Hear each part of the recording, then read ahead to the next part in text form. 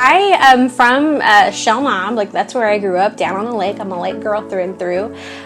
Came up to Springfield for college and worked 4 years at Cox in an observation unit that's located within the emergency department. Working 12-hour shifts in the hospital overnight was just not working for us. And so I was fortunate enough that there was a position open at the high school. Day to day, we put out fires, like if we get calls or complaints or questions about policies, procedures, being a lead nurse in addition to overseeing the care of our preschool kids. I think there's a general idea that we're managing boo-boos all day, but it's a lot more than that. We've seen a big increase in just students struggling post-pandemic. So having a place for them to come and be able to talk to us and just have a place to kind of get away during the day, we can be that for them. There's peace as a parent knowing that my kids' healthcare needs are going to be taken care of at school. If there's an emergency, there's somebody there that can step in.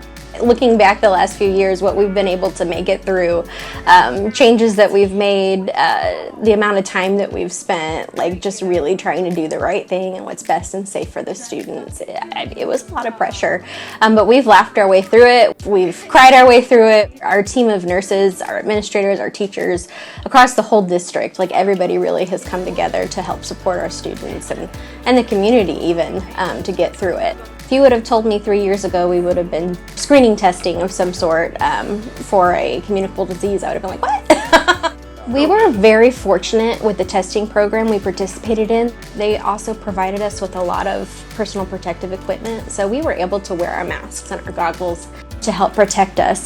There is a certain degree, I think, where you're just like, man, I'm really exposing myself here. But we're trained to be able to do it as safely as possible, and we were definitely willing to do it if we knew it was going to keep people safe and keep kids in school.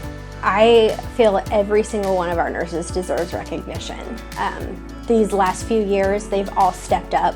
It's a tough job to be lead nurse, but when you've got a team of nurses like what we have, it makes it a joy for me. They're wonderful. I feel like they deserve this as much as I do.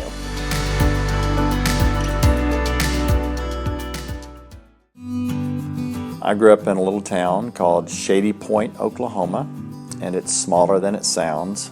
Moved here in February of 2000. My wife and I came to help start a congregation here. The name is the Union Hill Church of Christ. In 2003, I was looking for something, and I received a letter in the mail from the Nixa Fire District. And they said that they were looking to start a chaplaincy program. I didn't really know what that meant, what it would entail, so I responded and said I was interested to talk about it. For further discussion, they ended up calling me and asking if I would just develop a program. And they said, by the way, tonight we have a training meeting. About 20 minutes into that meeting, fire alarm goes off. 911 dispatcher says we have a 13-year-old boy and lying there lifeless below, and the screaming and the chaos. And I thought, what in the world have I gotten into? Called up a friend of mine that I knew was a law enforcement chaplain and just said, send me everything you've got. All really on-scene deaths I'm a part of typically here in our fire district. I'm also a highway patrol chaplain, so through the patrol, I become more involved in larger incidents such as the Joplin tornado, the duck boat incident. I've been very fortunate. The school district has been incredibly welcoming to my partnership with them. We have, of course, some of the best counselors, I think, and administrative staff that can step right in and help fill that void. Even though at a very large school and many students, it really feels like I'm back at Shady Point. Very few kids, but the relationship is very deep, and that always amazes me when that comes up. I've been so impressed with the school, the community, and just honored to be a part of it, and honored to be a part of the teamwork of people in the community that want to help make life better for others. My name is Erica Mahn. I am a Nixa graduate, graduated in 2006, went to pharmacy school and ended up back here ever since. So in 2012, started a job at Alps Pharmacy as a primary pharmacist up at the Kearney location, our original location. And then since then, we've expanded to multiple stores and locations, one being in Nixa. And a lot of our pharmacists and staff members live in Nixa. Nixa was always on my heart, obviously, that's where home is. Once we got to Nixa, one of my big priorities was figuring out how to be a part of the district. I have family in the district, kids in the district. How do I also play a part and a role in this district? How can we be a resource for the school and for the teachers that already have plenty going on throughout the day?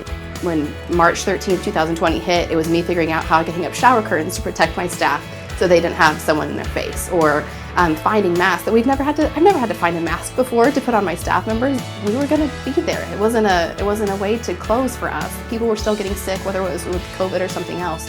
You know, I don't think anyone planned on needing the pharmacy partner quite as much as it's happened in the last couple years, but it became a fairly big need and a good resource. So it is my job, but it became my life in many instances, because as vaccinations came out, it didn't happen on like a 9-to-5 schedule. It happened when the news came out, and then we had to figure out a clinic, and then we had to plan that, and then it'd be, you know, all hours of the day, all days of the week to figure out how to make sure everybody became covered and taken care of. We got better as time went on. It got much easier. We went from never having to give this vaccination ever to giving it in a school to people we didn't know, with all the questions, with 3 different types of vaccines, and how do you figure that out? It was a lot. I might be the person that was at all the things, but that's because in my mind I had to be. I was taking care of it, I had to. But there were so many pieces involved.